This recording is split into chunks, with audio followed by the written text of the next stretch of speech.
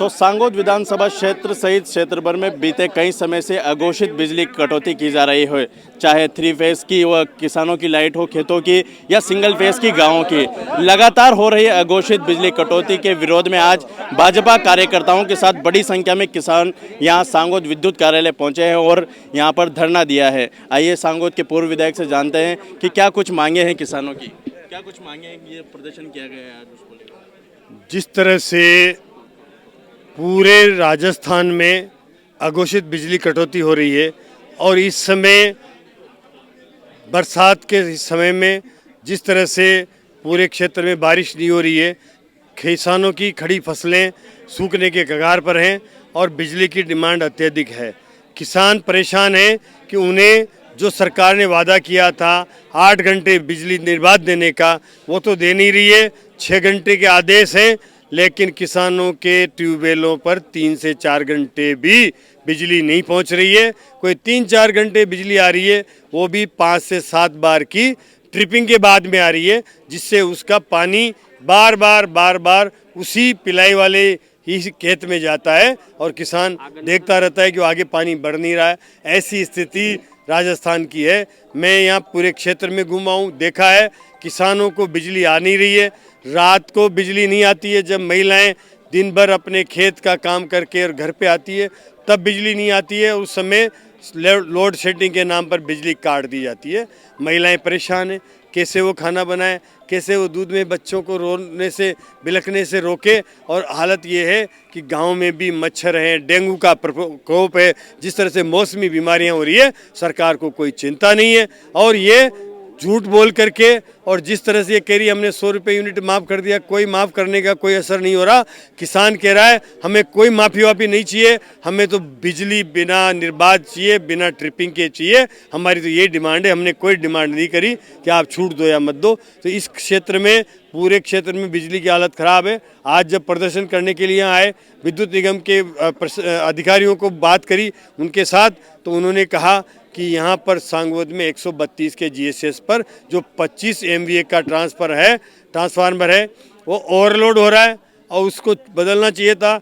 उसकी जगह 50 MVA का ट्रांसफार्मर स्वीकृत हो चुका है, 6 महीने से ऑर्डर कर रखा है, लेकिन यहाँ के विधायक को कोई पता नहीं, अधिकारी कोई चिंता नहीं करते और विधायक जी इसकी साथ संभाल नहीं लेते।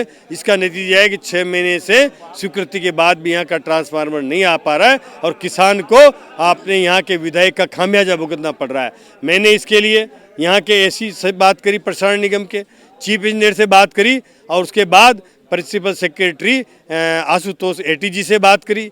उन्होंने कहा है कि हमारा 6 तारीख को टेंडर खुलेगा। टेंडर खुलने के बाद उन्होंने विश्वास दिलाया है कि पहला ट्रांसफार्मर सांगोद के लिए 50 MVA का रवाना करेंगे। उसके लिए मॉनिटरिंग करेंगे लगातार और फिर भी आने वाले 4 से 6 दिन में ट्रांसफार्मर नहीं आया तो फिर हम आंदोलन करेंगे, किसान फिर आएंगे और अब के अस्थायी रूप से ऐसा धरना देंगे कि जब तक ट्रांसफार्मर लग नहीं जाता तब तक किसान यहाँ से उठेंगे नहीं। ये चेतावनी दे करके हम जा रहे हैं आज इनको। आपको क्या लगता है किस वजह से ये बिजली संकट राजस्थान में आया है?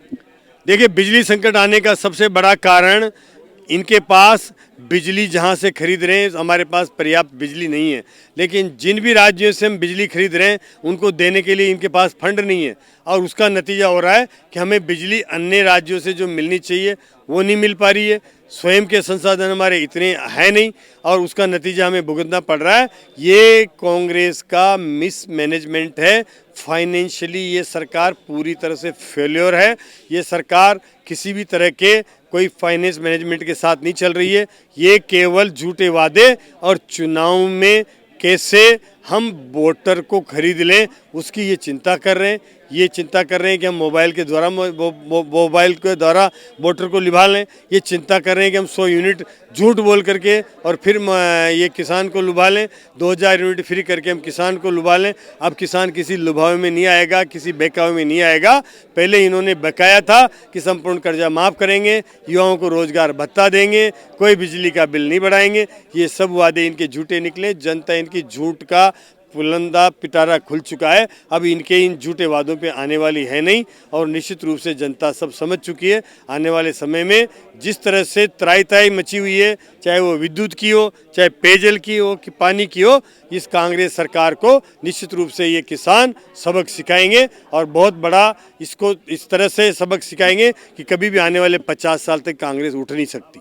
कल क्षेत्र के किसान हिंगी के किसान द्वारा 8 बीघा की सोयाबीन को फसल को ट्रैक्टर से हाँक दिया गया, उस पर क्या कहना है?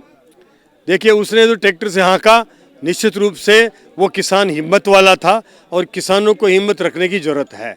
लेकिन ककरावदा का किसान बेचारा, वो तो कल जैसे ही उसने देखा कि उसकी फसल संपूर्ण नष्ट हो चुकी है, वो घर आया, उसका बेटा कोटा गया हुआ था और उसने आत्महत्या कर ली। किसान आत्महत्या कर रहे हैं, फसल आ नहीं पा रही है घर पे, और उन्होंने देखा था कि संपूर्ण कर्जा माफ़ होगा, न तो बैंक का कर्जा माफ़ हो रहा है, न फसल सही आ रही है, तो किसानों को आत्महत्या करने के लिए मजबूर होना पड़ रहा है। ये सरकार ऐसी है, इसको बचाना चाहिए, सरकार को संवेदनशील होना चाहिए।